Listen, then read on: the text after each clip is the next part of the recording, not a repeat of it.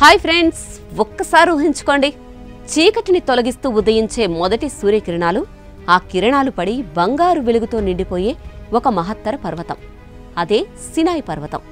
శతాబ్దాలుగా ఈ పర్వతం ఆధ్యాత్మికతకు ప్రతీకగా నిలిచింది. దేవుడు స్వయంగా మానవుడితో మాట్లాడాడు అని, మోజెస్కు 10 ఆజ్ఞలు ఇచ్చాడని విశ్వసించే పవిత్ర స్థలమిది. ఈ ప్రదేశం యూదులు, క్రైస్తవులు, ముస్లింలకు ఒక్కసారిగా పవిత్రమైనదిగా నిలిచింది. ఆ సినాయి పర్వతాన్ని ఎక్కడం ప్రతి భక్తుడికి, ప్రతి పర్యాటకుడికి ఒక ప్రత్యేక అనుభవం. ఉదయపు సూర్యోదయం వెదజల్లే బంగారు కిరణాల్ని చూడ్డానికి ప్రపంచం నలుమూలల నుంచి ప్రజలు అక్కడికి వస్తారు.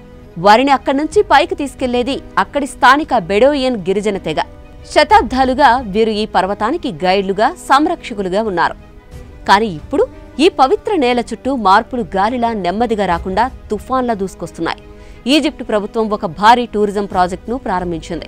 లగ్జరీ హోటళ్లు, షాపింగ్ మాల్స్, విల్లాలు, రహదారులు, మౌంట్ మాసెస్కి కేబుల్ కార్, ఇవన్నీ ఇప్పుడు ఈ ప్రాంతంలో నిర్మించబోతున్నారు. ప్రభుత్వం దీన్ని ప్రపంచానికి ఈజిప్ట్ ఇస్తున్న బహుమతి అంటోంది. ఇది స్థానికులకు అభివృద్ధి తెస్తుంది అని చెప్పుకుంటోంది. కానీ వాస్తవం మాత్రం వేరేలా ఉంది. బెడోయియన్ తెగల ఇళ్లు ఎలాంటి పరిహారం లేకుండా కూల్చివేయబడ్డాయి. వారి సాంప్రదాయ ఎకో క్యాంపులు మాయమయ్యాయి.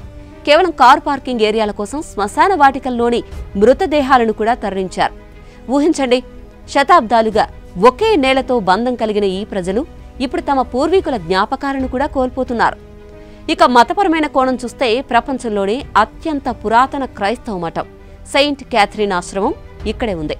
యునెస్కో ప్రపంచ వారసత్వ ప్రదేశంగా గుర్తించబడిన ఈ మఠం 1500 ఏళ్ల చరిత్ర కలిగింది. కానీ ఈ ఆశ్రమం కూడా ఇప్పుడు వివాదంలో చిక్కుకుంది. ఈజిప్ట్ కోర్టు ఇది ప్రభుత్వ భూమి అని తీర్పు ఇచ్చింది. దీనిపై గ్రీక్ ఆర్థోడాక్స్ చర్చి తీవ్ర అభ్యంతరం తెలిపింది. ఇది ఆర్థోడాక్సీకి, హెల్లెనిజానికి చెందిన ఆధ్యాత్మిక చిహ్నం. కానీ ఇప్పుడు దాన్ని స్వాధీనం చేసుకుంటున్నారు అని గ్రీస్ ఆర్చ్ బిషప్ బహిరంగంగా విమర్శించారు. తర్వాత ఈ వివాదం అంతర్జాతీయ స్థాయికి వెళ్లింది. యునెస్కో 2023లో దీనిపై ఆందోళన వ్యక్తం చేసింది. సహజ సౌందర్యం, ఆధ్యాత్మికత, ప్రశాంతత ఇవన్నీ కలిసే ఈ ప్రదేశం వాణిజ్య ప్రాజెక్టులతో శాశ్వతంగా నాశనం కాకూడదు అని హెచ్చరించింది. వరల్డ్ హెరిటేజ్ వాచ్ కూడా సెయింట్ క్యాథరిన్ను ప్రమాదంలో ఉన్న ప్రదేశాల జాబితాలో చేర్చాలి అని అధికారికంగా యునెస్కో కమిటీకి లేఖ రాసింది. ఇక ఇప్పుడు ఈ పోరాటంలోకి బ్రిటన్ రాజు చార్లెస్ కూడా వచ్చారు. ఆయన ప్రస్తుతం సెయింట్ క్యాథరిన్ ఫౌండేషన్ ధర్మకర్త. ఈ ఫౌండేషన్ ఆశ్రమంలోని పురాతన రాత ప్రతులను, క్రైస్తవ చరిత్రలోని అతి విలువైన పుస్తకాలను సంరక్షిస్తోంది. ఈ ప్రదేశం భవిష్యత్తు తరాలకు అందించాల్సిన అత్యంత విలువైన ఆధ్యాత్మిక సంపద. దీన్ని తప్పనిసరిగా కాపాడాలి అని ఆయన కూడా స్పష్టం చేశారు. అయితే మరోవైపు ఈజిప్టు ప్రభుత్వానికి వేరే ఆలోచన ఉంది. దేశ ఆర్థిక పరిస్థితిని గట్టెక్కించేందుకు పర్యాటక రంగాన్ని మరింత విస్తరించాలని చూస్తోంది. 2028 నాటికి 3 కోట్ల మంది పర్యాటకులను ఆకర్షించడం వారి లక్ష్యం.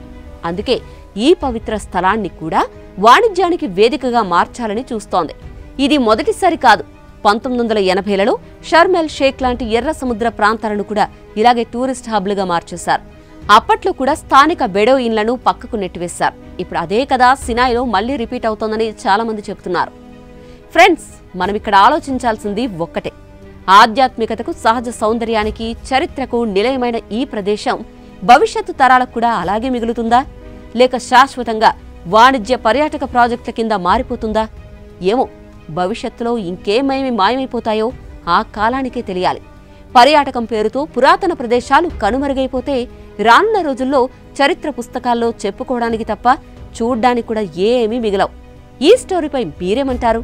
మీ అభిప్రాయాన్ని కామెంట్ రూపంలో తెలియజేయండి.